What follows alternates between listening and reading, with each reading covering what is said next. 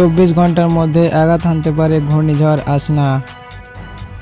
কয়েকদিন আগে আরব সাগরের উত্তরাংশে সৃষ্টি হওয়া গভীর নিম্নচাপটি ইতিমধ্যে শক্তিশালী ঘূর্ণিঝড়ের রূপ নিয়েছে।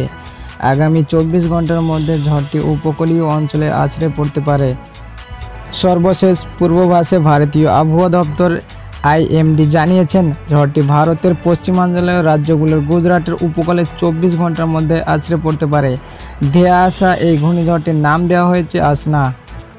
আরব সাগরের তীরবর্তী উপদেশ পাকিস্তান রেখেছে এই নামটি। গুজরাটের পাশাপাশি পাকিস্তানের দক্ষিণ পূর্ব অঞ্চলে প্রদেশ সিন্ধেও আসনা আঘাত আনতে পারে বলে জানিয়েছেন দেশটির আবহাওয়া দপ্তর। শনিবার আইএমডির সর্বশেষ পূর্বাভাসে বলা হয়েছে, এই মুহূর্তে গুজরাটের নালিয়া শহরের পশ্চিম উপকূল থেকে 250 কিলোমিটার, পাকিস্তানের করাচির উপকূল থেকে 160 কিলোমিটার এবং বেলুচিস্তানের পাশানি উপকূল থেকে 350 কিলোমিটার দূরে রয়েছে। বর্তমান ঘন্টার 14 কিলোমিটার গতিতে এগোচ্ছে আসনা। এদিকে আসনার প্রভাবে গুজরাটের জামনগর, সুরাট, পোরবন্দর, মোরবি, শঙ্কা ও কুচ জেলার গত বুধবার রাত থেকে শুরু হয়েছে ভারী বর্ষণ। অতি বর্ষণের জেরে এইসব জেলার অনেক এলাকায় বন্যা দেখা দিয়েছে। জানা গেছে, এই ঘূর্ণিঝড়ের প্রভাবে গতকাল থেকে গুজরাট বৃষ্টিপাত শুরু হয়েছে। পানিতে তলিয়ে গেছে বিস্তীর্ণ এলাকা। ওই এলাকার পরিস্থিতি আরও অবনতি হওয়ার আশঙ্কা রয়েছে। জেলা কর্তৃপক্ষ ঘূর্ণিঝড়ের কারণে স্থানীয় বাসিন্দাদের বাড়ি ছেড়ে আশ্রয় কেন্দ্রে আশ্রয় নেওয়ার আহ্বান জানিয়েছে। ভারতের আবহাওয়াবিদরা বলেছেন, বর্ষার মৌসুমে এই অঞ্চলে ঘূর্ণিঝড় বিরল।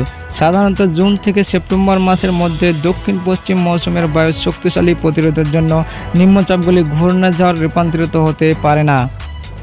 পাকিস্তান আবহাওয়া বিভাগ পিএমডি মহাপরিচালক মেহের সাহেবজাদা খান এক সংবাদ সম্মেলনে বলেছেন, ঘূর্ণিঝড় আসনা করাচি, গয়েদার উপকূলে তৈরি হয়েছে, যার ফলে পশ্চিম উপকূলীয় অঞ্চলে আঘাত হানার পর ভারী বৃষ্টিপাত হতে পারে।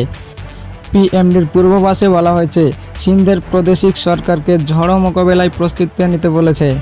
সিন্ধের বিভিন্ন জেলায় ব্যাপক বর্ষণ হচ্ছে বলে জানা গেছে। বর্ষণের কারণে ঝড় আসার আগেই সিন্ধের কয়েকটি স্থানে আকস্মিক বন্যা দেখা দিতে পারে বলে আশঙ্কা করেছে তারা। প্রসঙ্গত 1891 থেকে 2023 সালের মধ্যে আরব সাগরের মোট 3টি ঘূর্ণিঝড় তৈরি হয়েছিল। তবে আগস্ট মাসে আরব সাগরের ঘূর্ণিঝড় একটি বিরল ঘটনা।